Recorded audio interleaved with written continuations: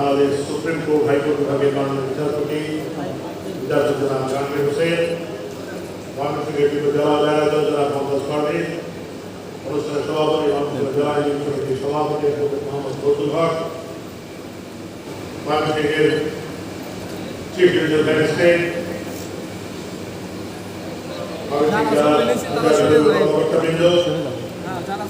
আমাদের supreme court high court বিভাগের বিজ্ঞ রেজিস্ট্রার মশিউর খান, জেলা আইনজীবী বিজ্ঞ নেতৃবৃন্দ, মঞ্চে উপস্থিত বিজ্ঞ সিনিয়র অ্যাডভোকেট আছেন এখানকার সামনে উপস্থিত নেত্রকোনা জেলার জেলাজজ, জামালপুর এবং শেরপুরের জেলাজজবৃন্দ, নেত্রকোনা, জামালপুর এবং শেরপুর জেলা আইনজীবী সমিতির নেতৃবৃন্দ, ময়মনসিংহের বিজ্ঞ আইনজীবীবৃন্দ, প্রিন্ট ও ইলেকট্রনিক মিডিয়ার প্রতিনিধিবৃন্দ, আমন্ত্রিত অতিথিবৃন্দ, ভদ্র মহিলা ভদ্র মহোদয়গণ, একজন ভদ্র মহিলা আমার স্ত্রী এখানে আছে, ভদ্র মহিলা ভদ্র মহোদয়গণ, আসসালামু আলাইকুম, শুভ অপরাহ্ন। আমার এই বক্তব্যের শুরুতেই, বক্তব্যটি আমার লিখিত বক্তব্যের শুরুতেই আমি শ্রদ্ধার সাথে স্মরণ করছি হাজার বছরের শ্রেষ্ঠ বাঙালি, বাংলাদেশের প্রতিষ্ঠাতা, বাঙালি জাতি সংস্কার প্রতিষ্ঠাতা, আমাদের জাতির পিতা বঙ্গবন্ধু শেখ মুজিবুর রহমানকে, যার আত্মত্যাগ আত্মদান আমাদেরকে আজকে এই সবাইকে পৌঁছে দিয়েছে। শ্রদ্ধার সাথে স্মরণ করি 1975 15 আগস্ট কাল রাত্রিতে বঙ্গবন্ধুর সহধর্মিনী এবং মুজিব সহ দেশের পরিবারের সদস্যরা শাহাদত বরণ করেছেন। এই আমাদের জাতীয় চাঁদ থেকে শ্রদ্ধার স্মরণ করে তাদের প্রত্যেকেই ছিলেন আইনজীবী সৈয়দ নজরুল ইসলাম, তাজুদ্দিন আহমেদ কাজী মহসিন এবং কামরুজ্জামান সাহেব। তাদেরকে শ্রদ্ধার সাথে স্মরণ করে কৃষ্ণক শহীদ তাদের আত্মত্যাগ আমরা স্বাধীনতা দিয়েছি। বৈরক্ষম আবহাওয়া তাদের সম্ভ্রম আমাদের স্বাধীনতা সবাই পথ দিতে সাহায্য করেছিল।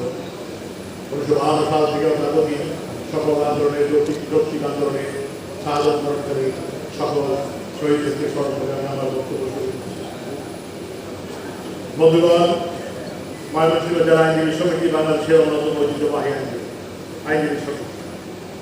ঐতিহ্যবাহী এই জনপদের মানুষের ন্যায় বিচার প্রাপ্তি ও অধিকার প্রতিষ্ঠায় ময়মনসিংহ জেলা আইনজীবী সমিতির গৌরবোজ্জ্বল ভূমিকা সর্বদা বিদিত।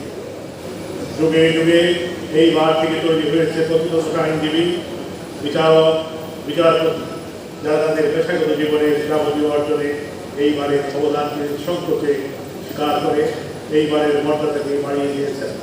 তাই ঐতিহ্যবাহী এইবারের আজকের আয়োজনে আপনাদের মধ্যে সামিল হতে পেরে আমি অত্যন্ত আনন্দিত ও গর্বিত।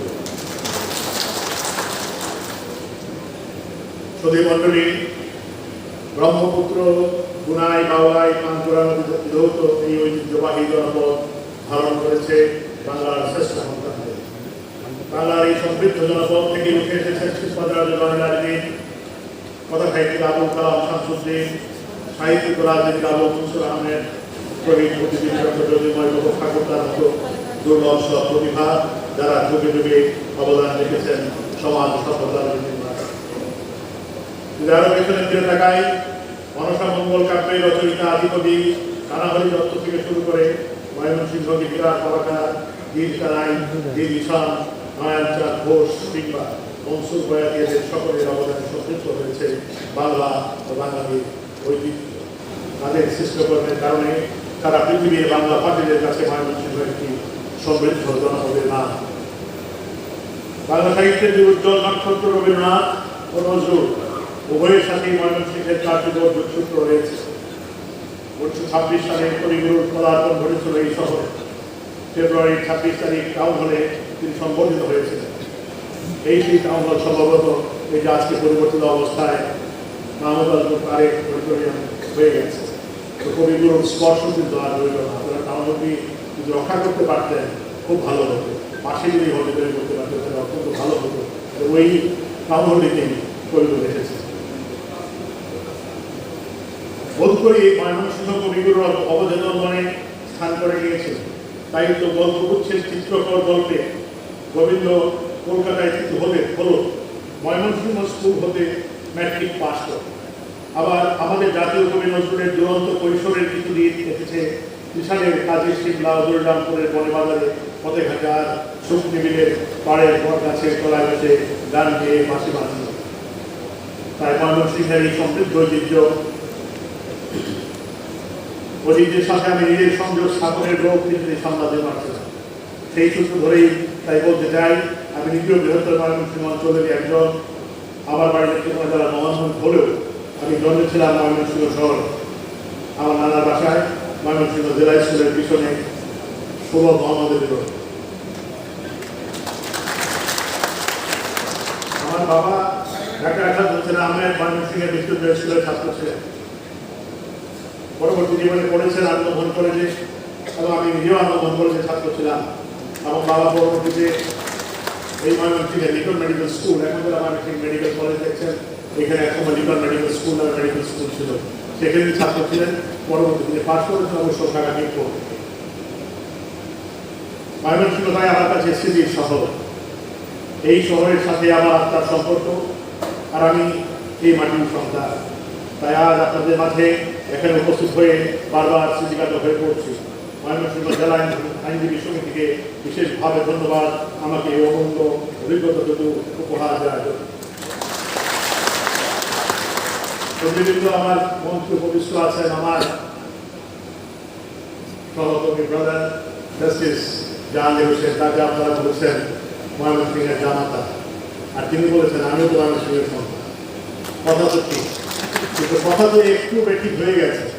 ময়মনসিংহ যখন ডিভিশন হলো তখন কিশোরগঞ্জটা কেমন সেই কারণে সব বৃহৎ ত্যাগী সন্তান আজকে জামাতায় প্রবেশ করেছে। আপনিও চিন্তা সম্পর্কে ঠিক ভৈরবের সন্তান আমাদের জাহাঙ্গীর হোসেন, এবং তিনিও এখানে বিয়ে করেছেন বৈবাহিক সূত্রে। তিনি সন্তান যেভাবে বৈবাহিক সূত্রে আমার স্ত্রী পিতা কম, ওনারা কাছে কাছে এক হয়ে গেছে। সুধীবৃন্দ, স্বীকার করতে দ্বিধা নেই যে আমাদের স্বতন্ত্র জাতিসত্তা বিদ্যমানের ইতিহাসে ময়মনসিংহের ইতিহাস আমাকে নতুন প্রেরণায় উদ্বুদ্ধ করেছে। পরাক্রমশালী ব্রিটিশদের কাছ থেকে প্রিয়সদের ভূমিকে স্বাধীন করার জন্য ব্রিটিশ ভারতে সাধনা সমিতি তৈরি করেছেন ময়মনসিংহের হেমচন্দ্র কিশোর আচার্য চৌধুরী, মহিম শঙ্কর রায় ও আনন্দ কিশোর মজুমদার। এছাড়া 20 শতাব্দীর শুরুতে ময়মনসিংহে অনুশীলন সমিতি আমাদের প্রিয় মাতৃভূমিকে ব্রিটিশ শাসনের ভিত কাটিয়ে দিতে সক্ষম হয়েছে। 47-এর দেশভাগের প্রেক্ষিতে দেশ স্বাধীন হলেও নতুন এক গ্রহের মুখোমুখি হয়েছিল বাঙালি। রাষ্ট্রভাষা হিসেবে উর্দুকে চাপিয়ে দেওয়ার ষড়যন্ত্র শুরু হলো। মায়ের ভাষার দাবিতে সরব হলো ময়মনসিংহ। 1947 সালের আগস্টে পাকিস্তান স্বাধীন হল। ঠিক 3 মাস পরেই 1947-এর ডিসেম্বরে ময়মনসিংহ শহরের বিপিন পার্কে রাষ্ট্রভাষা বাংলার দাবিতে ছাত্র সভা অনুষ্ঠিত হয়েছিল। রফিকুদ্দিন ভূঁইয়া সাহেবের সভাপতিত্বে তার প্রতিটা এখানে তরুণদের ভূঁইয়া আছে। 1952-এর 21শে ফেব্রুয়ারি ঢাকা রাজপথ সৃষ্ট হয় ভাষা শহীদদের রক্তে। সেদিন অন্যান্যদের সাথে ঢাকা মেডিকেল কলেজের সামনে গুলিবিদ্ধ হয়ে শহীদ হয়েছিলেন আব্দুল জব্বার। শহীদ আব্দুল জব্বার এই ময়মনসিংহেরই গল্পের সন্তান। প্রতিবাদে 22শে ফেব্রুয়ারি প্রকম্পিত হয় ময়মনসিংহের রাজপথ। 23 ফেব্রুয়ারি পালিত হয় সর্বাত্মক হরতাল। ভাষার দাবিতে চলতে থাকে ক্রমাগত আন্দোলন। তাই ময়মনসিংহকে বাদ দিয়ে আমাদের ভাষা আন্দোলনের ইতিহাস লিখলে সেই ইতিহাস অসম্পূর্ণ থেকে। সম্মানিত সুধীবৃন্দ, আমাদের মহান মুক্তিযুদ্ধ ময়মনসিংহের অপরিমেয় ত্যাগ ও অসম সাহসিকতায় অনন্য হয়ে আছে। আমার বাবা মুক্তিযুদ্ধের সংগঠক একজন সমন্বয়ক ছিলেন। স্বাভাবিকভাবে ময়মনসিংহ অঞ্চলের অন্যান্য মুক্তিযুদ্ধের সংগঠকদের সাথে তার যোগাযোগ ছিল। তার কাছে আমি মুক্তিযুদ্ধকালীন সময় ময়মনসিংহের অনেক বড় উজ্জ্বল মুক্তির কথা শুনেছি। মুক্তিযুদ্ধের সময় আমি পরিবারের অন্যান্য সদস্যদের সাথে মেঘালয়ের রাজ্যে মহেশতলা ইউরোপে গেছিলাম। আমার বাবা সেখানে ক্যাম্পে ইনচার্জ ছিলেন। ক্যাম্পে আমরা যখনই মুক্তিযোদ্ধাদের কোনো সফল অপারেশনের সংবাদ পেতাম, আমাদের মন উদ্দীপ্ত হয়ে উঠত। আমাদের এই অঞ্চলে যারা মুক্তিযুদ্ধের সংগঠক ছিলেন ময়মনসিংহের অনেকেই আমার এখন মনে আছে। আমার বয়স তখন 12 বছর। আমার স্মৃতি করে সবই ভেসে আছে। এখানে কয়েকজন ছাড়া মুসলিম আছেন এবং সামনে বেরোতে চান, সবাই তো বয়সে প্রায় আমার ছোট। আমার সেই বয়সে আমার এখন মনে পড়ে আমাদের বয়স্করা যে বাসাটা আমরা থাকতাম, সেই পাহাড়ের উপরে 4 জন এমপি ছিলেন।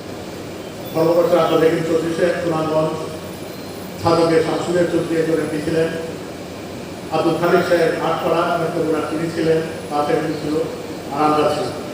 এই 4 জন এমপি সেখানে ছিলেন। এছাড়া অনেক গণ্যমান্য নেতৃবৃন্দরা ছিলেন। তবে একদিন আমার মনে পড়ে এখনো রফিকুদ্দিন ভুঁইয়া সাহেব সহ রফিকুদ্দিন ভুঁইয়া সাহেব এবং সৈয়দ আহমেদ সাহেব আমাদের কিশোরগঞ্জের প্লেয়ার, তারা আমাদের বাসায় আসলেন এবং তাদের সাথে আসছিলেন আব্দুল রাজ্জাক সাহেব, আর ইন্ডিয়ান একটা মেজর ভাঙিয়ে নাম আর আসছিলেন সৈয়দ আশরাফ মুজি বাহিনীর একটি গ্রুপ ট্রেনিংয়ে, তারা বাংলাদেশের ভিতরে গ্রুপ ছিল, তখন তারা এসেছিলেন আমাদের বাসায়। এই স্মৃতি আমার এখনো মনে আছে। মুক্তিযুদ্ধের সময় ময়মনসিংহের মধুপুর যুদ্ধ, তেলিখালী যুদ্ধ, বান্দরঘাটা যুদ্ধ, নান্দাইলের যুদ্ধে মুক্তিযোদ্ধাদের বীরত্ব কথা ও গৌরবময় ঘটনা প্রবাহের দিকে যেমন আমাকে মুক্তিযুদ্ধের ইতিহাসের একজন প্রস্তুত ছাত্র হিসেবে আপ্লুত করেছে, তেমনি নাগরিক হিসেবে নতুন করে স্বাগত করেছে মুক্তিযুদ্ধের চেতনা। তবে এ প্রসঙ্গে আমি আপনাদের মনে করিয়ে দিতে চাই যে মুক্তিযুদ্ধের গৌরবোজ্জ্বল ইতিহাস, আমাদের মুক্তির ইতিহাস, আমাদের সার্বভৌম জাতিসত্তার ইতিহাস, মুক্তিযোদ্ধাগণ জাতির শ্রেষ্ঠ সন্তান। আমাদের আজকের এই বিকশিত বাংলাদেশের গভীরে রয়েছে তাঁদের রক্তের কীর্তি, তাঁদের রক্তে কান্নায় ত্যাগে আমাদের প্রগতির মানে এগিয়ে চলা। এই মানুষগুলো যেন আমরা কিছুতেই ভুলে না যায়। আর সেই জন্য জাতীয় উদ্যোগের পাশাপাশি স্থানীয় পর্যায় থেকেও যথাযথ উদ্যোগ গ্রহণ জরুরি। বিশেষ করে মুক্তিযুদ্ধের সঠিক ইতিহাস সংরক্ষণে স্থানীয় নাগরিক উদ্যোগকে প্রাধান্য দিতে হবে, কারণ আপনারা ভালো করে জানেন এই জেলায় কোথায় কোথায় মুক্তিযুদ্ধের সময় গণহত্যা হয়েছে, কোথায় রাজাঘাটের ঘাঁটি ছিল, কিংবা কোথায় মুক্তিযুদ্ধ সংগঠিত হয়েছে। আপনারাই ভালো বলতে পারবেন এই জেলায় কোথায় গেলে কি অনুসন্ধান করবে, কিংবা কোন অনুসংগঠন জোর দিলে মুক্তিযুদ্ধের সঠিক ইতিহাস তুলে ধরা যাবে এবং মুক্তিযুদ্ধের ইতিহাস সংরক্ষণ করা যাবে। তাই এই বিষয়ে আমি ময়মনসিংহ আইনজীবী সমিতির সদস্যদের প্রয়োজনীয় উদ্যোগ প্রত্যাশা করছি। আমি এখানে আসার আগে পুলিশ লাইনে একটি জাদুঘর প্রতিষ্ঠিত হয়েছে, সেই দেখতে গিয়েছিলাম। আমাদের এই ডিএজি সাহেব এবং এসপি সাহেব খুব বলছিলেন যে কালকে 5 মিনিট সময় যাচ্ছে। আমি সেখানে দেখলাম অত্যন্ত সুন্দরভাবে তারা একটি জাদুঘর তৈরি করছে এবং ময়মনসিংহ অঞ্চলের ইতিহাস, তার সাথে বাংলাদেশের জাতীয় জীবনের ইতিহাস, মুক্তিযুদ্ধের যে ইতিহাস, সেই ইতিহাস অনেকাংশে তার সন্নিবেশ করেছে। আমি মুক্তিযুদ্ধের বিষয়ে কিছুটা রিসার্চ করার চেষ্টা করি, পড়াশোনা করার চেষ্টা করি। ঢাকাতে মুক্তিযুদ্ধ জাদুঘর আছে, সেই মুক্তিযুদ্ধ জাদুঘরে আমার বাড়ি যাওয়া হয়, তাদের মধ্যে যাওয়া হয়, তাদের বিভিন্ন অনুষ্ঠানে আমাকে তারা আনন্দ করে। আমি সেখানে একটি বক্তব্য সবসময় দিয়েছি, সেদিন ঢাকা বিশ্ববিদ্যালয়ের একটি অনুষ্ঠান আমি দিয়েছিলাম। ঢাকা বিশ্ববিদ্যালয় এবং ইউসিএল ইউনিভার্সিটি কলেজ লন্ডন এবং জেনোসাইড সেন্টার ঢাকা ইউনিভার্সিটি, তাদের উদ্যোগে জেনোসাইডকে কীভাবে বাংলাদেশের গণহত্যাকে কীভাবে আন্তর্জাতিক স্বীকৃতি পাওয়ার ব্যবস্থা করা যায় তারও একটা আলোচনা ছিল। আমি সেখানে মোটামুটি হিসেবে ছিলাম। মুক্তিযুদ্ধের যারা রিসার্চ করেন তাদের অনেকেই সেখানে ছিল। আমি সেই কথাটি সবসময় বলি, যে কথাটি সে কথাটা আজকেও আপনার সাথে আন্তর্জাতিক করছি, সেটি হচ্ছে মুক্তিযুদ্ধের ইতিহাসকে যদি সমৃদ্ধ করতে হয়, মুক্তিযুদ্ধের ইতিহাসকে যদি জন্মান্তর যদি আমাদের চলমান রাখতে হয় এবং আমাদের ইতিহাসকে যদি আমাদের ধরে রাখতে হয়, তাহলে আমাদের প্রত্যেকটি স্থানে, প্রত্যেকটি জেলায়, প্রত্যেকটি উপজেলা, পালনের প্রত্যেকটি ইউনিয়নে একটি মুক্তিযোদ্ধা চর্চা কেন্দ্র করা হবে। এই মুক্তিযোদ্ধা চর্চা কেন্দ্র যদি আপনারা করেন বা আমাদের ইয়াঙ্গার জেনারেশন যারা আছেন তারা যদি করতে পারেন, তাহলে কিন্তু প্রজন্ম পুরাণ করে আমাদের মুক্তিযুদ্ধের সঠিক ইতিহাসটি থেকে যাবে। তাহলে কিন্তু একটি স্মৃতি আড়ালে বিস্তৃত হয়ে গেল আমাদের মুক্তিযুদ্ধের ইতিহাস। আজকের পুলিশ লাইনে জাদুঘরটি দিকে আসলাম, ছোট্ট পরিসরে হলো এই জাদুঘরটি পুলিশদের মধ্যে তাদের যে মুক্তিযুদ্ধের ইতিহাস জানিয়ে রাখবে অন্তরাল। আজকের এই উদ্যোগ তারা নিয়েছেন, এই অনুষ্ঠানের জন্য সেই বিষয়টি ছিল না, তাও তাদেরকে সাধুবাদ জানাই। আমি আশা করি ময়মনসিংহ বারে যারা শাহাদত বরণ করেছিলেন 1971 সালে মুক্তিযুদ্ধে, আমি জানি না তাদের কোনো স্মৃতিফলক আপনারা বারে রেখেছেন এসেছে থেকে থাকে খুব ভালো। আপনারা দেখবেন ঢাকাতে সুপ্রিম কোর্ট আমরা সিডিটিও দিয়ে করেছি, যেখানে বঙ্গবন্ধু মোরালের পাশে যারা সারা বাংলাদেশে শাহাদত বরণ করেছিলেন মুক্তিযুদ্ধে, সেখানে আইনজীবীরা তাদের নাম সেখানে সন্নিবেশিত করা আছে এবং ৭০ জন আইনজীবীর মধ্যে ময়মনসিংহ বেশ কয়েকজন স্থান নামে বেশ কয়েকজনের নাম সেখানে আছে। আপনারা সুন্দরভাবে তাদের নাম সংরক্ষণ করবেন, তাদের পরিবারের সাথে তুলে ধরার চেষ্টা করবেন, তাইলে কিন্তু মুক্তিযুদ্ধের ইতিহাসটি সবসময় আমাদের মধ্যে জাগ্রত হবে। সতী মণ্ডলী, জাতির পিতা বঙ্গবন্ধু শেখ মুজিবুর রহমানের স্নেহ, ভালোবাসা ও পদস্পর্শে সমৃদ্ধ হয়েছে বাংলাদেশের উর্বরা মৃত্তিকা, সবুজ প্রকৃতি। মাত্র ৫৫ বছরের জীবনে সুদীর্ঘ ধারাবাসী কেটে গেছে তার জীবনের ৪,৬৮২ দিন। মাত্র অবাক লাগে নিতান্ত সময় নিপীড়নের যাতনে ক্রমাগত কৃষ্ট হয়ে কি অসামান্য উদ্যম আর কর্মবলে তিনি চটে বেরিয়েছেন সমগ্র বাংলা।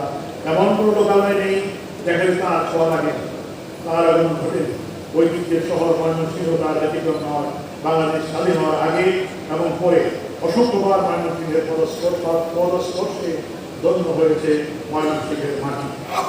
আজকে পুলিশের একটি জাদুঘরে কি জানলাম, এই ময়মনসিংহে স্বাধীনতার আগে এবং স্বাধীনতার পরে বঙ্গবন্ধু ৭৪ বার এসেছে, ৭৪ বার এখানে এসেছে। তাদের কাছে সেই রেকর্ড আছে। একটি রেকর্ড সম্ভবত তাদের কাছে নাই, আছে কিনা জানি না। এই ইতিহাস, এটার সত্যতা যাচাই করা আমাদের সকলের প্রয়োজন। তো আমার মনে হয় ঘটনাটি আমরা অনেকেই জানি না। মহিউদ্দিন সাহেবের একটি বই আমি সেই বইটি লেখাটি পেয়েছি, জাসদের রাজনীতি করতেন মহিউদ্দিন, জাসদ রাজনীতির উত্থান পতন সহ অনেক বই তিনি লিখেছেন। সেখানে একটি ঘটনা আছে, জামালপুর, নেত্রকোনা এবং ময়মনসিংহ, এই তিনটি জেলা, বর্তমানে জেলা, কিছু তরুণ 1956 সালের পরেই স্বাধীনতার ব্যাপারে তারা কথা বলেছে। 15 মহম্মদের বাসায় একজন ছিলেন শেখ হাসিনা। আমি এই মুহূর্তে নামগুলি বলতে পারছি না, তবে এইটুকু মনে আছে জামালপুরের যিনি ছিলেন, সম্পৃক্ত ছিলেন, তার নাম ছিল খোকা। জামালপুরের 2 জন খোকা ছিলেন, একজনকে বলল কালা খোকা আর একজনকে বলল ধলা খোকা। একজন একটু কমপ্লেক্সের দাঁত ছিল আর একজন ফর্সা ছিল। তাদের সাথে 56 সালে বঙ্গবন্ধু পরিচয় হয়। তাদের একজন পরবর্তীতে ভারতে চলে গেছেন। এদের মধ্যে একজন ছিলেন মুসলিম, একজন ছিলেন হিন্দু। হিন্দু যে ভদ্রলোক ছিলেন তাদের আদি বাড়ি ছিল ফরিদপুর। বঙ্গবন্ধুর সঙ্গে পরিচয় হওয়ার সাথে সাথে বঙ্গবন্ধু 56 সালে মন্ত্রী ছিলেন, আপনারা জানেন। সেই মন্ত্রী থাকা অবস্থায় জামালপুরে একটি অনুষ্ঠান দিয়েছে। তখন তো জামালপুর আমাদের ময়মনসিংহের একটি সাব ডিভিশন ছিল।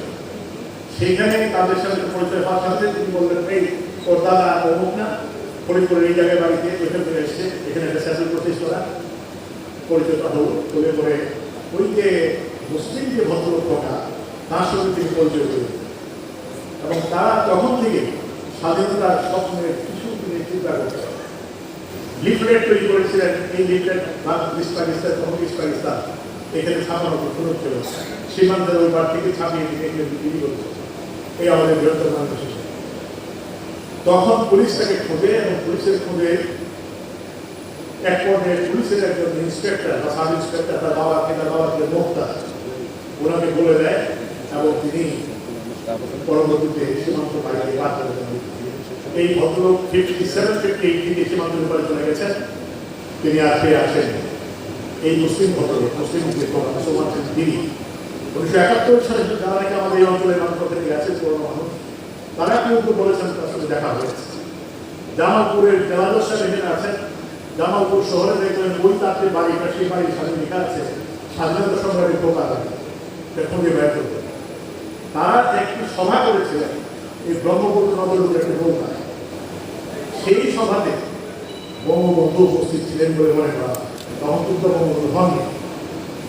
এই ইতিহাসগুলো আরো রিসার্চ করা প্রয়োজন। এর সত্যতা কতটুকু তারা এর সঙ্গে জড়িত ছিলেন, তার মধ্যে একটি নাম রাখতে না, সেটা হচ্ছে আব্দুল খালেক। আমি বুঝতে পারি যে আব্দুল খালেক হচ্ছে আপনারা যে একটি ছিলেন আব্দুল খালেক সাহেব, তিনি আব্দুল খালেক সাহেব আর জামালপুরের 2 খোকা আর ময়মনসিংহের এই 5-6 জন মানুষ। তাহলে দেখা যায় বাংলার স্বাধীনতা, বাংলাদেশের স্বাধীনতা যারা চিন্তা করেছে এই গ্রেটার মানুষ অনেক আগে থেকে, এবং সেটা 50-এর দশকে তারা সেই স্বাধীনতা করে চিন্তা করছেন এবং বঙ্গবন্ধুর সঙ্গে যোগাযোগ। স্বাধীনতার স্বপ্ন দেখা, স্বাধীনতাকে বাস্তবায়ন করে দেয় জিনিস নয়, সেই তরুণ বয়সে এরকম চিন্তা তারা করেছেন, সেটা মানুষের সমৃদ্ধ অতীতের ঐতিহ্যের কথাই প্রমাণ করে। 1970 সালে 16 জানুয়ারি ময়মনসিংহের সার্কিট হাউস ময়দানে বঙ্গবন্ধু ঘোষণা দিয়েছিলেন যে আমাদের আদর্শ চীন, রাশিয়া বা আমেরিকা হতে আমদানি করা হবে না। আমাদের আদর্শ এই দেশের মাটি, সম্পদ ও জনগণের ইচ্ছার উপর ভিত্তি করে প্রতিষ্ঠিত হবে। বঙ্গবন্ধু তাঁর এই অঙ্গীকার অক্ষরে অক্ষরে প্রতিপালন করেছেন। তাই তো আমরা দেখতে পাই 1972 সালে যখন জনগণের অভিপ্রায়ের চরম অভিব্যক্তি রূপে সংবিধান প্রণীত হল, সেখানে সফলভাবে প্রতিফলিত বাঙালির হাজার বছরের চর্চিত আদর্শ ও সাম্প্রদায়িকতা, সৌভাগ্য, পারস্পরিক সহাবস্থান ও সম্প্রীতির আহ্বান বাংলার ঐতিহ্য বঙ্গবন্ধু নিজেও ব্যক্তিগত করে ধার্মিক ছিলেন, কিন্তু তিনি ছিলেন শতভাগ অসাধারণ। আমি অত্যন্ত গর্ব অনুভব করি এই কারণে যে বঙ্গবন্ধু আজীবন যে অসাম্প্রদায়িক বাংলাদেশ গড়ার জন্য লড়াই করে গিয়েছেন, সেই অসাম্প্রদায়িকতার একটি রোল মডেল হচ্ছে এই ময়মনসিংহ। আপনারা জানেন যে আন্দোলন করে যে আমি এই অডিটোরিয়াম আজ থেকে 3 বার তুলে করছি। আজ থেকে 8-10 মাস আগে এসেছিলাম, আমাদের ন্যায়যন্ত্র ভিত্তিপ্রস্তর স্থাপন করেছিলেন আমাদের সাবেক প্রধান বিচারপতি হাসান কয়েকদিন থেকেই। আমি যখন এসেছিলাম ঠিক 10 মাস আগে হবে, আজকে সেটা প্রস্তুতির পর আজকে পুরো করে গেলাম, সবাই পুরো করে নেমে গেলেন। এর আগে প্রায় এখানে সম্ভবত নেতৃত্ব সমিতির একটি অনুষ্ঠান এসেছে। আপনাদের কখন বলেছিলাম যে আমি জানি না, মনে নেই আমার, যদি বলে থাকি যদি প্রস্তুত থাকেন তাদের কাছে আমার আগে দ্বিতীয়বার করছি। প্রধানীয় ঘটনাটা আবার বলি।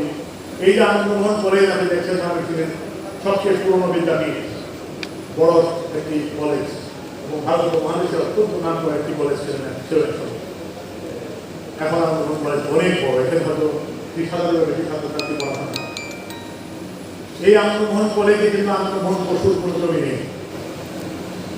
আনন্দমোহন বসুর 1 টাকার জন্য কিন্তু সেখানে এখানে জমি দিয়েছিলেন হামিদুদ্দিন সাহেব, তারই সহকারী ছিলেন কলকাতায়, তিনি 26 বিঘা জমি দিয়েছিলেন।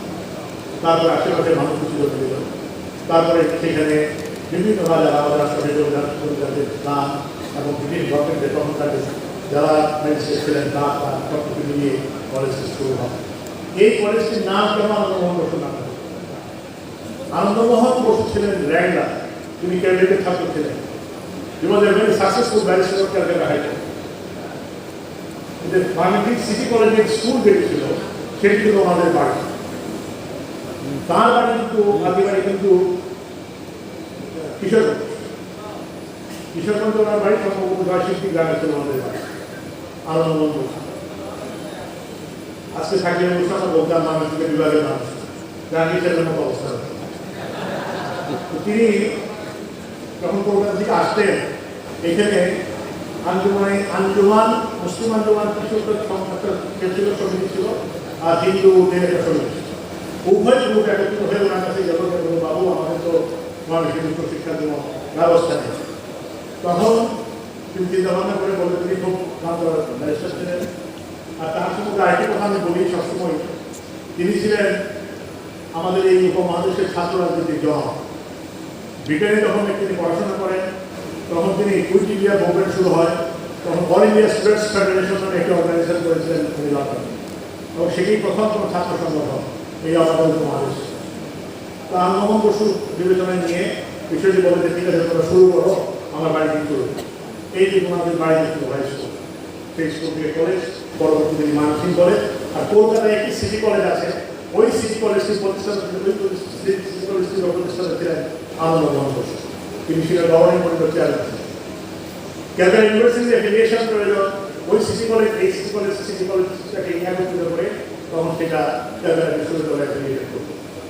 টাকা পয়সার প্রয়োজন হয়, একটি পর্যায়ে সিটি কলেজ ক্যালকাটা এটা আর চালাতে না পারে। ইতিমধ্যে আনন্দমোহন বসু ভাড়াও গেছেন 1906 সালে।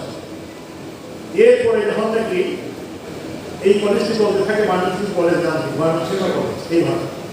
পরবর্তীতে হামিদুদ্দিন সাহেব আমার বন্ধু, তিনি যখন নাকি আসলেন এবং এই দাবিটা আবারও গ্রহণ করে ভালো কলেজ করা প্রয়োজন, তখন তিনি এই যোগদান করলেন 60 জমি এবং আশেপাশে মানুষ আরো যাবে। কিন্তু কলেজ যখন ময়মনসিংহ কলেজ থেকে পরিবর্তন হয়ে আনন্দমোহন কলেজ ভর্তি হবে, তখন এই হামিদুদ্দিন সাহেব প্রস্তাব করলেন, যেহেতু ময়মনসিংহ উচ্চশিক্ষা বিস্তারের প্রথম পদক্ষেপ নিয়েছেন আনন্দমোহন ও সবার বন্ধু, এই কলেজের নাম তার নাম। আপনি চিন্তা করেন হামিদুদ্দিন সাহেবের চেহারা দেখেন, সেবারে পড়া মানুষ মাথায় তুলে দিয়ে কোর্টে আসছে, দুটো ভাই আছে কোর্টে আসছে। হামিদুদ্দিন সাহেব নিজে দিয়েছেন জমি, নিজের নামে করেনি বা বাবার নামে করেনি, তিনি তার বন্ধু আনন্দমোহন বসু নামে করেছেন, তিনি এখানে প্রথম উচ্চ শিক্ষার চেষ্টা করছেন। তা না, এতে দেখেন তিনি কিন্তু ভিন্ন ধর্মাবলম্বী মানুষ, তার সাথে একমত না, এক ধরনের মানুষ। কিন্তু তখন মানুষের মধ্যে এই অসাম্প্রদায়িক চেতনা ছিল। আমি আশা করি আপনারা সকলেই সেই চেতনাটি ধারণ করবেন। আমরা আমাদের বাংলাদেশ প্রতিষ্ঠিত হয়েছে একটি অসাম্প্রদায়িক চেতনার উপর। বিষয়টি সাবজেক্ট আমি বেশি বলবো না। অর্জিত সম্পত্তি, এনিমি প্রপার্টি, এইসব বিষয় নিয়ে আমাদের একটি জাজমেন্ট আছে। সেই জাজমেন্টটি অবশ্য পরবর্তীতে একাডেমিশন অনেক চেঞ্জ করে ফেলেছে। এটা এখন জীবিত আছে, চিকিৎসাতে বলবো না, বা ইতিহাস এরকম যাকে আমরা একটি এনিমি বললাম, যে দেশকে আমরা এনিমি বলেছিলাম 1971 সালে, সেই দেশকে আমাদের তো সব রিচ করেছে, আমাদের উদ্ধার করেছে ভারত। এবং দেশগত বন্ধুরা সেখানে আগে মেনে দিয়েছিলেন। আমাদের পূর্বপুরুষ, আমাদের পূর্ব আত্মীয়রা এই বাংলাদেশ, এই পূর্ব পাকিস্তান থেকে বাংলাদেশ থেকে যে হিন্দু ফ্যামিলি চলে গেছে, তারাই কিন্তু এখানে 1971 সালে আমাদের আশ্রয় দিয়েছে। সেই জন্য ইতিহাস এই উপমহাদেশের বড় কিউবের ইতিহাস। যে পাকিস্তান নামক দেশটি সবচেয়ে বিভোর হয়ে 47 সালে আমরা পাকিস্তান করেছি, সেই দেশটি হয়ে গেল আমাদের অপারেশন, আমাদের উপর অত্যাচার করলো, 30 লক্ষ মানুষকে হত্যা করেছে, 2 লক্ষ মানুষ নির্যাতন করেছে। আর যে ভারতকে আমরা 1965 সালে যুদ্ধের পরে এনিমি রাষ্ট্র বানিয়ে ফেলেছিলাম, সেই রাষ্ট্রটি আমাদের 1971 আশ্রয় না দিলে আমরা কি স্বাধীনতা করতে পারতাম? এই যে পৃথিবীর একটা রাজনৈতিক সিচুয়েশন উপমহাদেশে, এর থেকে বঙ্গবন্ধু এই বিষয়টি বলতে পেরেছিলেন 1948 সালে। সেদিন থেকে তিনি শুরু করেছিলেন তার যাত্রা। তিনি 48 সালে নারায়ণগঞ্জের ছাত্রলীগের একটি অনুষ্ঠানে, আর ছাত্রলীগ যখন প্রতিষ্ঠা হয়ে 48 সালে, তার পরবর্তী নারায়ণগঞ্জের কনফারেন্সে তিনি নিয়েছিলেন। সেখানে তিনি সেই কবিতাটি পাঠ করেছিলেন, নব নব নব বাংলাদেশ সমতুল মূল্যমতুল নব। এই যে বাংলাদেশ শব্দটি, এই শব্দটি তার জন্য ছিল বহু আগে থেকে। 56 সালে তিনি পার্লামেন্টে বক্তব্য বলেছিলেন গণপরিষদে, আমাদের এই অঞ্চলটির নাম ছিল কিন্তু পূর্ববঙ্গ। পূর্ববঙ্গ ইস্ট বেঙ্গল, এই ইস্ট বেঙ্গলের নাম যখন পরিবর্তন হবে পূর্ব পাকিস্তান হয়ে যায়, কিন্তু আপত্তি করেছেন এবং বলেছিলেন জনগণের ইচ্ছাটাকে সেটা জানা করে। এবং তিনি বলেছিলেন প্রেডিসিভ হওয়া দরকার, গণভোট হওয়া দরকার, নাম পরিবর্তন করবে। যাই হোক, আমরা যারা পূর্ববঙ্গের মানুষ ছিলাম, সেই সময় থেকে বঙ্গবন্ধু 48 সাল থেকে যখন বুঝলেন, পরবর্তীতে আওয়ামী মুসলিম লীগ, মুসলিম সম্প্রদায় বাদ দিয়ে আওয়ামী লীগ যে অসাম্প্রদায়িক যাত্রা তিনি করেছিলেন, সেই অসাম্প্রদায়িক যাত্রার শেষ হয়েছে 1971 সালের 26 মার্চ ওনার স্বাধীনতা ঘোষণার মধ্য দিয়ে, এবং চূড়ান্ত লোক লাভ করেছিল 1971 16 ডিসেম্বর আমরা যখন সম্পূর্ণভাবে শক্তিমুক্ত হতে পেরেছিলাম। এই যে অসাম্প্রদায়িক চেতনা ময়মনসিংহের মানুষ ধারণ করত, এই অসাম্প্রদায়িক চেতনা বঙ্গবন্ধু ধারণ করত, এই অসাম্প্রদায়িক চেতনা আমরা সকলেই ধারণ করি। আসুন আমরা বাংলাদেশকে একটি অসাম্প্রদায়িক রাষ্ট্রে পরিণত করি। মুসলিম সাহেব বলে গেছেন, কিছু বক্তব্য দিয়েছেন, দৃঢ়সহ করেছেন, মার্শাল্লাহ কিভাবে আমাদের ক্ষতিগ্রস্ত করেছিল। আর সেই মার্শাল্লাহ থেকে, একটি অসাংবিধানিক শাসন ব্যবস্থা থেকে আমরা বিচার বিভাগ, আমরা কিন্তু এই অসাংবিধানিক শাসন ব্যবস্থাকে অসাংবিধানিকই বলেছি। ৫ম সংশোধনী, ৭ম সংশোধনীকে অসাংবিধানিক ঘোষণা করা হয়েছে সুপ্রিম কোর্টে। হ্যাঁ, আমাদের দুর্বলতা আছে, বিচার বিভাগের দুর্বলতা আছে। আমরা বঙ্গবন্ধুর বিচার করতে গিয়ে অন্তত পক্ষে 12 জন জাস্টিস আমরা হ্যারাস করি। এই বিচার বিভাগ স্বাধীনতা যদি মুক্তিযুদ্ধ যদি সংস্থায় বিচার করেছে, বিচার এখনো চলমান আছে। তাই স্বাধীনতার বিষয়টি আমাদের মাথায় রাখতে হবে, অসাম্প্রদায়িক চেতনা দিয়ে আমাদের মাথায় থাকতে হবে, এবং তাই শুধু বাংলাদেশ সমৃদ্ধির পথে এগিয়ে যেতে পারে। প্রিয় আইনজীবী বন্ধুগণ, এবার আইনজীবীদের সঙ্গে কিছু করি। একজন আইনজীবীর ন্যায় ও সুবিচার প্রতিষ্ঠার লড়াই কেবল আদালতের সীমাবদ্ধ রাখলেই চলবে। বরং একজন সুনাগরিক হিসেবে সমাজের প্রতিটি মানুষের জন্য ন্যায় বিচার ভিত্তিক জীবন মান উপহার দেওয়া একজন আইনজীবীর নৈতিক দায়িত্ব। সৃষ্টিকর্তা হলো আমাদের সবাইকে একই সামাজিক অবস্থান, শিক্ষা কিংবা ক্ষমতা দিয়ে পৃথিবীতে পাঠানো, কিন্তু নিজ নিজ অবস্থান হতে আমরা কে কতটুকু ন্যায় বিচার করতে পেরেছি তিনি সেটা দেখবেন। আমাদের প্রত্যেককে প্রতিদিন নানা রকম সিদ্ধান্ত নিতে হয়, অন্যের সঙ্গে লেনদেন করতে হয়, নানা উপাদান পারিপার্শ্বিকতার সাথে বোঝাপড়া করতে হয়। আমাদের নিজেদের বিবেকের কাছে প্রশ্ন করতে হবে, আমরা এই বোঝাপড়াতে সৎ থাকতে পারছি কিনা, নিজ স্বার্থ হাসিলের জন্য অন্যের অধিকার ও ব্যক্তিগণ্ডিতে অনুপ্রবেশ ঘটাচ্ছি কিনা। এই প্রশ্নগুলোই নির্ণয় করে দেবে মানুষ হিসাবে কিংবা আইনজীবী হিসাবে আমরা ন্যায়ানুগ পথ অনুসরণ করছি কিনা। আমার প্রত্যাশা থাকবে আপনারা প্রতিনিয়ত নিজেদেরকে আত্মজিজ্ঞাসার সম্মুখীন করবেন। প্রিয় আইনজীবীবৃন্দ, 12 বেঞ্চ নিয়ে কথা বলছেন। 12 বেঞ্চ উভয়ের সম্বন্ধে বিচার বিভাগ ন্যায় বিচার প্রতিষ্ঠায় উভয়ের পরিপূরক কর্তৃপক্ষ নয়। কোর্ট অফিসার হিসেবে আপনাদের প্রাথমিক কর্তব্য ন্যায় বিচার প্রতিষ্ঠায় আইনের বিধিবিধানের প্রতি সম্পূর্ণ সম্মান প্রদর্শন করে আদালতকে সহযোগিতা করা। তাই আপনারা খেয়াল রাখবেন আদালত যেন এমন কোনো পরিস্থিতির উদ্বেগ না হয় যার কারণে বিচার প্রার্থীর মনে আদালত সম্পর্কে দ্বিধা বা সংশয় তৈরি হবে। তাই আমার প্রত্যাশা থাকবে ময়মনসিংহ বারের প্রত্যেক সদস্য আমাদের 100 বছরের আইনি ঐতিহ্য জুডিশিয়াল নর্মস ম্যানারে রেখে যথাসম্ভব যথাযথভাবে অনুসরণ করে বাংলাদেশের অন্যান্য বারের জন্য আপনারাই অনুকরণীয় দৃষ্টান্ত স্থাপন করবেন। আমাদের সকলে মনে রাখতে হবে, the lawyer's highest duty is to uphold the law and to maintain the honor and integrity of the profession. এটি আমার কথা নয়, 17 দশকের ইংল্যান্ডের প্রধান বিচারপতি এডওয়ার্ড কোক, যিনি অসীম সহযোগিতার সাথে ঘোষণা করেছিলেন স্বয়ং ইংল্যান্ডের রাজাও আইনের ঊর্ধ্বে নয়। এটি তাঁর একটি উক্তি। ইতিমধ্যে কয়েকশো বছর পেরিয়ে গেছে, কিন্তু সময়ের আবর্তে না এই উক্তিটি আজও সকল আইনজীবীদের পেশাগত দায়িত্বের দিক নির্দেশ হিসেবে আমাদের পথ দেখিয়ে যাচ্ছে। তাই আপনাদেরকে সবসময় স্মরণ রাখতে হবে, একজন আইনজীবী হিসেবে আপনার ইন্টিগ্রিটি কেবল আপনার বক্তব্যের প্রতি নয়, আপনার ইন্টিগ্রিটি থাকবে ন্যায় বিচারের প্রতি, দেশের সার্বিক কল্যাণের প্রতি। আর এ কারণেই গণতান্ত্রিক রাষ্ট্র কাঠামোতে আইনজীবীদেরকে সমাজের ভ্যানগার্ড রূপে গণ্য করা হয়।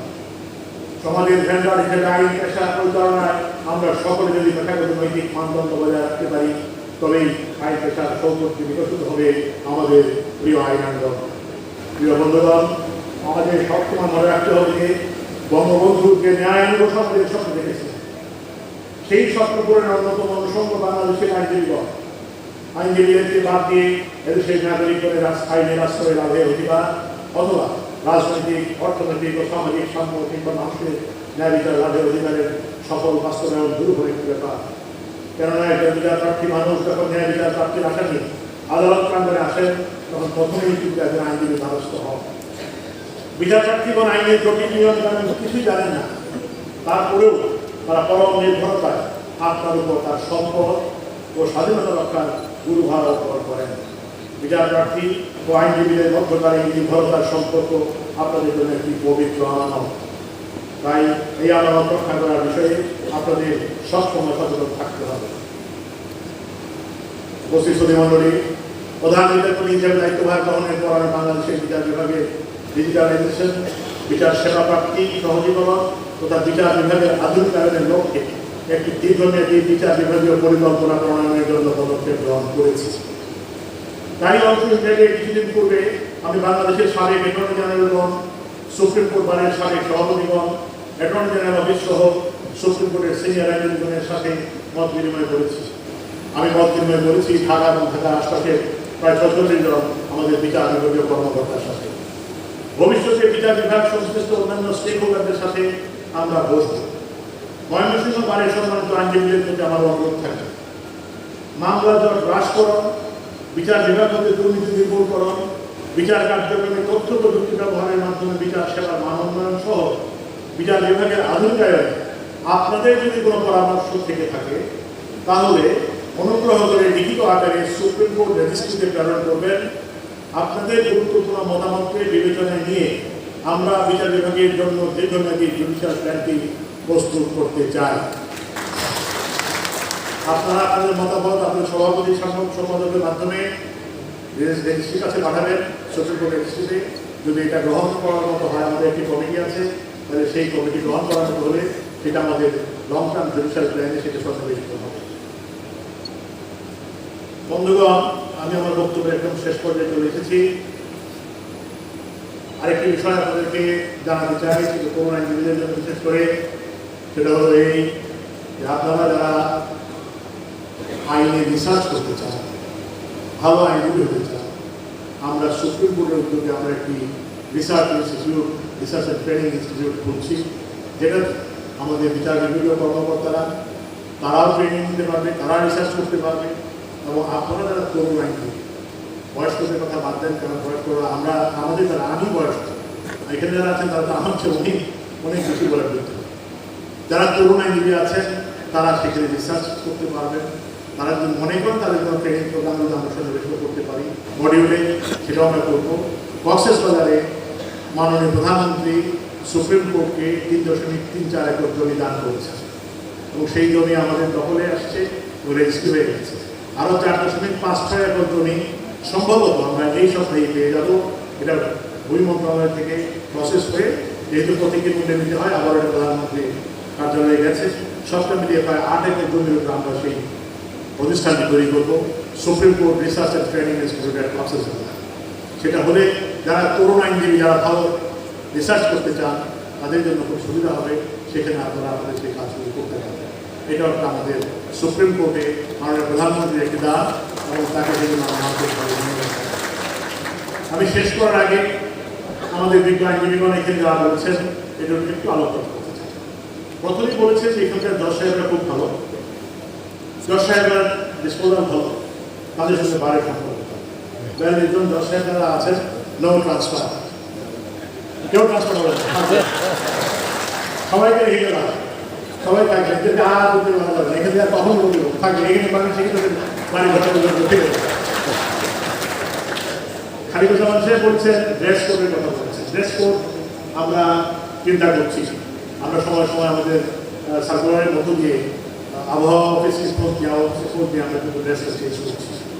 এটা ড্রেসটা চেঞ্জ করার ব্যাপারে কিন্তু প্রথম যখন ড্রেসটা আমরা চেঞ্জ করি কেউ আপনার বলেন না, আমরা নিজেরই ভাবলাম যে এত বড় নিজের কোর্টের ড্রেসটা চেঞ্জ করে দেয়। যদিও হাইকোর্টে আমরা শুধু গাউনটাকে সরিয়ে নিয়েছি, কোর্ট কাজে আসতে হয়, গাউন তারা করেন।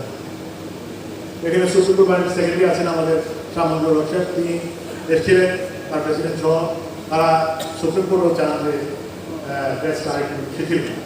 আর এই প্রস্তাবটি আছে যে সারা বছরে কখন কি ড্রেস হবে সেটা বিবেচনা করবো আমরা, দেখি চিন্তা ভাবনা করে দেখি। এখানে বলছেন খালিকুজ্জামান থার্ড ডিভিশনাল নেই, আগে একসময় থার্ড ডিভিশনাল জাজ ছিলেন, এখন নেই, দেওয়া দরকার। মামলা জট আছে, মামলা জট নাই বাংলাদেশের কোন জায়গায়?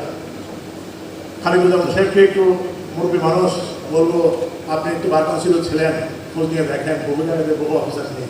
এখানে কালকে আমি যখন আমার জুডিশিয়াল অফিসারদের সঙ্গে বসেছি রাতে আমাদের তাদের সাথে, দেখলাম যে 43টি পোস্টের মধ্যে 42টি পোস্টে ফিল আপ করা আছে, একজন শুধু নেই।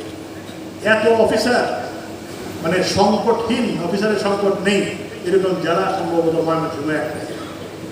অন্যান্য জায়গায় আমি কিছুদিন আগে উত্তরবঙ্গে গিয়েছিলাম, 6-7টি জেলার ট্যুর করে এসেছে, প্রত্যেক জায়গাতে দিনাজপুরের মতো বড় জেলাতে 5 জন জুডিশিয়াল ম্যাজিস্ট্রেট, সেখানে আরও কয়টা কি জানি নারী শিশুরাও সেখানে নাই, সেগুলি ফিল আপ তো করতেই ফিল আপ করবো আমরা। ময়মনসিংহে সেই সম্পর্কে নেই। সো একজন জেলা জজ নেই এর মানে এই না আমাদের এডিশনাল জজ সাহেবরা যারা আছেন তারা পেরে উঠছেন, নিশ্চয়ই তারা পেরে উঠছেন। তো কালকে তাদের যে আমি দেখলাম তাদের ডিসপোজাল রেট অত্যন্ত ভালো, তারা চেষ্টা করছেন এবং তাদের মতো করে চেষ্টা করছেন। এখানে আপাতত এটার প্রয়োজন নেই, যেভাবে আছে এইভাবে আপনাদের কাজে। নারী শিশু আদালতে মামলা 4213টি, এই মামলা এখানে আমাদের নারী শিশু আছেন, আর তার ডিসপোজাল অত্যন্ত ভালো, 99% ডিসপোজাল আছে এবং চেষ্টা করেছে। তবে হ্যাঁ, 4200 একটু বড় ফিগার, চেষ্টা করবো দেখি যদি এখানে আরেকটু বড় সৃষ্টি করা যায়, আরেকটি পদ্ধতি করা যায়।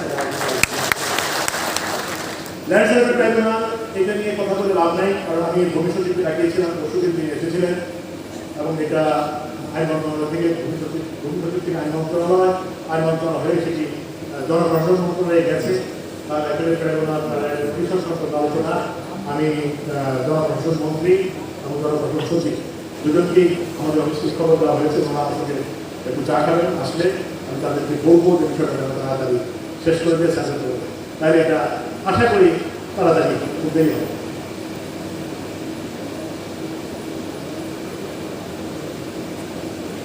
আর যারা বলেছেন সবাই বলেছেন দর্শকদের খুব গুণকীর্তন বলেছেন, দর্শকরা খুব ভালো।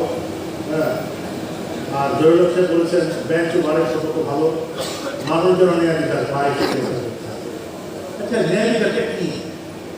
যেই বললেন এডিশনাল সিএম কিন্তু অত ভালো কাজ করতেন, সবাই হাতে দিয়েছে। এর মানে কি? এর মানে হচ্ছে উনি ন্যায় বিচার করছেন, তাকে একটু আমরা বিচার করে ইনি বেল দিচ্ছেন, ওই বেল দেওয়া যাবে না, বেলই ন্যায় বিচার না, বেল না দেওয়া যাবে। যখন মনে করবেন বিচারক তার চিন্তা তার বিবেচনায়, যা আমি বলি আমাকে একজন বিশ্বাস করলেন ন্যায় বিচার দেবে, আমি বিশ্বাসের এই বিশ্বাসের সঙ্গে দেখা করতে যাওয়ার কথা ছিল। আমি একবার নির্বাচন করতে চেয়েছিলাম, আমার একটা আশা আছে না, বললেন তুমি একটু বিশ্বাসের সঙ্গে দেখা গেল আপনার মামা বলতেন, আমি আর যাই যখন জল হয়ে গেলাম ওই বিশ্বাসে আসলেন আমার সঙ্গে প্যান্ট শার্ট করা স্মার্ট চাচাও আসলেন, বলে কথাবার্তা হলো টাকা খেতে বলে ন্যায় বিচার করবেন তখন আমি প্রথম 2009 কথা বলছি ন্যায় বিচার করবেন। এখন ন্যায় বিচারটা কি হলো বলেন? ন্যায় বিচার হলো আপনার বিচার বিবেচনায় অন্যের প্ররোচনায় প্ররোচিত না হয়ে আপনি যে বিচারটা করবেন এটাই। এটা ভুল, এটা ভুল হতে পারে। এই ভুল হলে উপরে কোর্ট আছে, তারপরে কোর্ট আছে, তারপরে কোর্ট আছে। এই ভুল ডেলিভারিটি করা যায়। আমি কালকেও আমাদের অফিসারকে বলেছি যে ভুল আপনারা করতে পারেন, ভুল হতেই পারে, কিন্তু এটা যেন ডেলিভারির কোনো ভুল না। ডেলিভারির ভুল একাধিকবার হলে কিন্তু এটা অন্যায় পর্যায়ে চলবে। তো সেটা এখানে কেউ করছে আমার কাছে মনে হয় না। এখানে তারা যেটা করে যাচ্ছে এটাই ন্যায় দিচ্ছে। আপনাকে মামলা তো হারবেন, একজন জিতবেন, একজন হারবেন, এটা কিন্তু স্বাভাবিক। একজনের সম্বন্ধে কোনো বিচারের সম্বন্ধে কটূক্তি কে প্রথম করে বলেন? কে করে? কে করে? আইনজীবীরা করে। আমি এই আইনজীবী ছিলাম, ময়মনসিংহ থেকে বাংলা যেত আমার কাছে, জমিতে বিষয় পাঠাইতেন, মানুষের পাঠাইতেন, মামলা যেত প্রিন্সিপাল মতো মানুষের পাঠাইতেন, সব পলিটিক্যাল কেস। হ্যাঁ, তো মামলা আর কিছু কিছু মিডিয়ার কেস যখন যেত নেত্রকোনা থেকে বা ময়মনসিংহ থেকে, দেখি হতো মামলাটা হালুয়ে করে যদি বলেন যে দর্শক ঘুষে কোনো মামলা আড়াই দিচ্ছে, তাইলে এই দর্শকের যে ক্যারেক্টারটা অ্যাসাসিনেট করলেন এই লোক, যে লোকের কাছে করলেন, আপাতত কিন্তু সে দর্শক কেন্দ্রে খারাপ ধরা নিয়ে এই খারাপ ধরাটা দূর হতে হতে হতে হতে সুপ্রিম কোর্ট পর্যন্ত যদি যায়, অন্ততপক্ষে সিভিল মামলা হতে 8-10 বছর লেগে 10-12 বছর লেগে ততদিনে এই দর্শক কিন্তু এখানে যে বলতে হয়ে চলে গেছে। এই যে এক্সটেন্ট যা এখানে যে রাইটে নিয়ে গেলেন সেটা যখন সুপ্রিম কোর্টে টিকে গেল তখন এই পুলিশের কোথায় পাবে? এই মক্কেল এই উকিলকে পাবে কোথায়? তুই গাড়ি দর্শককে পাবে কোথায়? তাদের কাছে সেই উকিলকে মাপ পেতে পারবে যে আপনার করবেন খারাপ কথা বলেছে না? আল্লাহ ক্ষমা করবে? একজনের ক্যারেক্টার অ্যাসাসিনেট করা আল্লাহ কোনোদিন ক্ষমা করবে?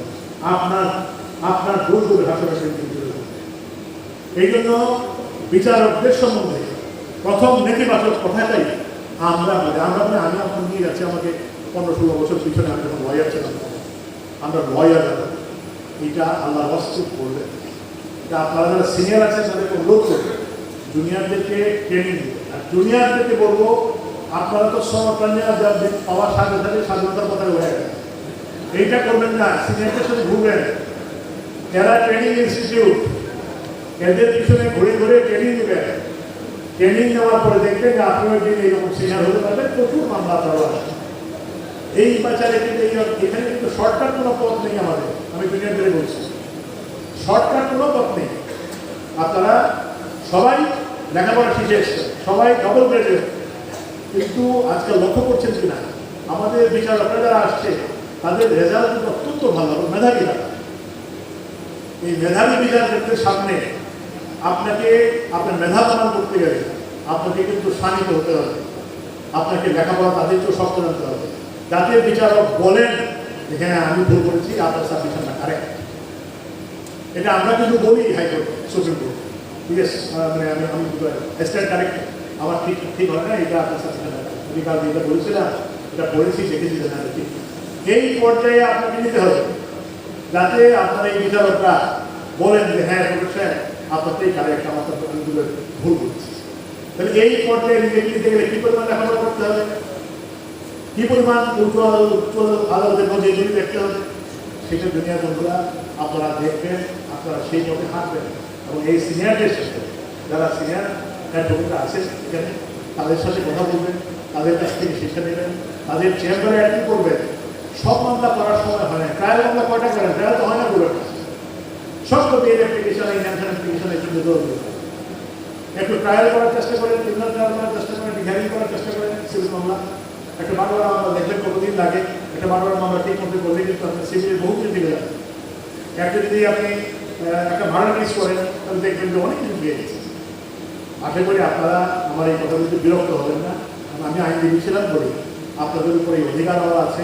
এবং এইখানে কয়েকজন শুধু আমাদের আইনজীবীর বাইরে, জাহাঙ্গীর সাহেব থেকে শুরু করে আমাদের মন্ত্রী মশিউর রহমান মমতাজ পারবেন, আর এখানে এসএস সাহেব, তারা কয়েকজন যারা যেমন আমাদের জড়িত অফিসার পাবে, বাকি সবাই কিন্তু আমার পরিবার, আমি সেই পরিবার।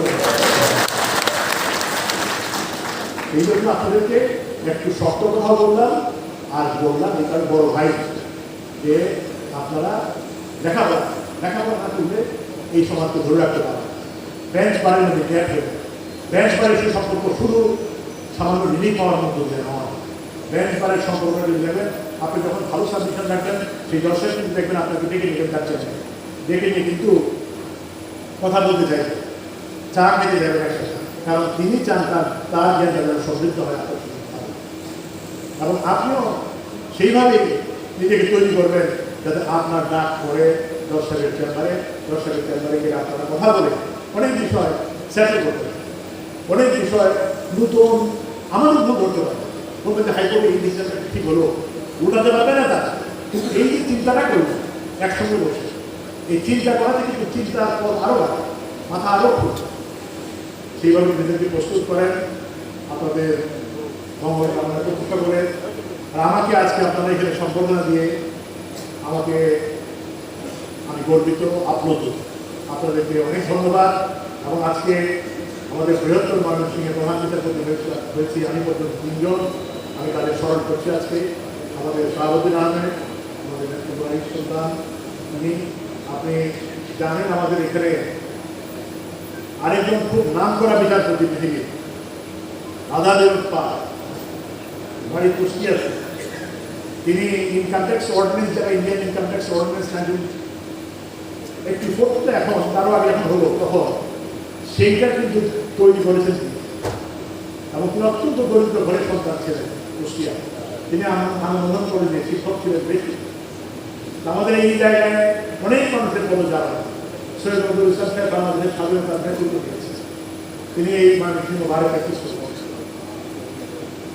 আমাদের স্বাধীনতা সংগ্রামের সময় যে প্রধানমন্ত্রী ছিলেন তাজউদ্দিন আহমেদ, তাদের পূর্বপুরুষরা বকরবাদ হয়ে গেছে।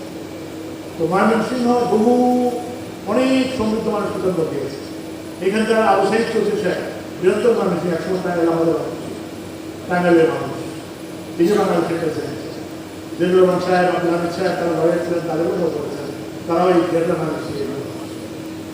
আমরা ভয়ের যে লিমিট ইজ স্কাই দেওয়ার জন্য চেষ্টা করেন।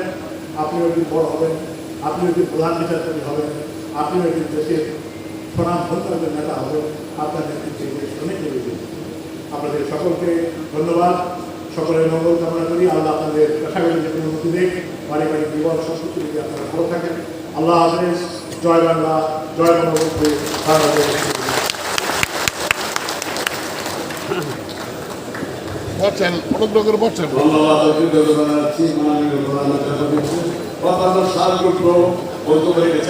আমাদের জন্য শিক্ষণীয়। এখন আজকের সভাপতি বক্তব্য রাখবেন মহসিন জেলা আইনজীবী সমিতির সভাপতি অ্যাডভোকেট প্রভাত ভট্টাচার্য। আপনারা সবাই বসেন, সবার জন্য খাবারের ব্যবস্থা আছে, সবাই বসেন।